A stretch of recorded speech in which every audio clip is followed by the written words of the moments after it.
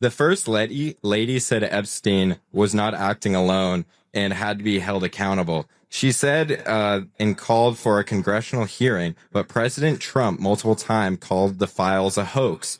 The acting attorney general said Epstein shouldn't be a part of anything at the DOJ. If there are compromised government officials in those files, how can the public trust that this administration will hold anyone accountable when its own Justice Department is actively blocking the investigation? Given that, can you clearly articulate your stance on whether federal entities should have a formal investigation? Thank you. Yeah. So first of all, you said the Associate Attorney General or something. I haven't seen that quote, but here's my view on the Epstein matter. Number one, the guy was clearly a scumbag.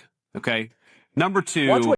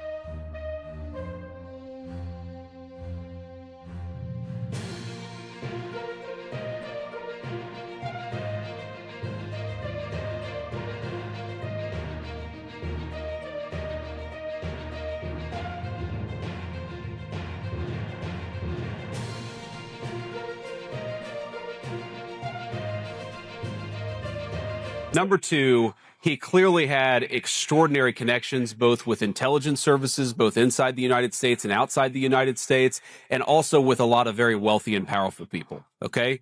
Number three, I have been a firm advocate and will continue to be a firm advocate of where we have something. And you know, like, I'm probably more obsessed with this than most officials. Okay.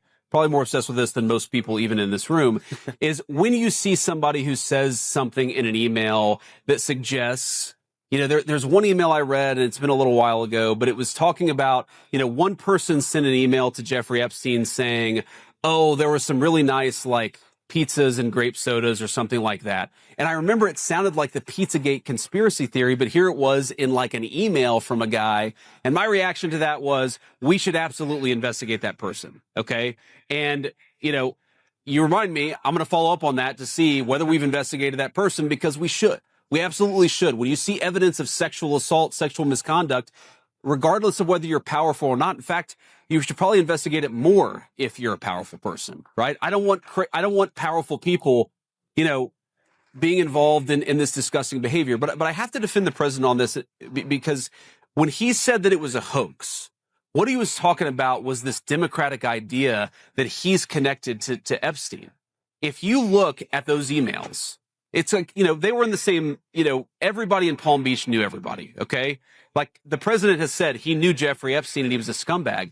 But what you see in those emails is that Jeffrey Epstein hated Donald Trump, and Donald Trump hated Jeffrey Epstein. In fact, one of the emails is about Donald Trump narking on Jeffrey Epstein to the local sheriff, saying, this guy's a scumbag. You should go and pick him up. So when the president says this is a hoax, he's not saying it's a hoax that Epstein was the scumbag. He's not saying that it's a hoax that Epstein was connected to powerful people. He's saying this democratic idea that somehow he was Epstein's best friend, that is a hoax. And if you look at the emails, it's obvious that Jeffrey Epstein hated Donald J. Trump. And by the way, one of the best signs for whether you're a good person or not, for whether you're a decent human being, is if the worst people in the world hate your guts. The fact that Jeffrey Epstein hates Donald J. Trump is a pretty good thing for Donald J. Trump.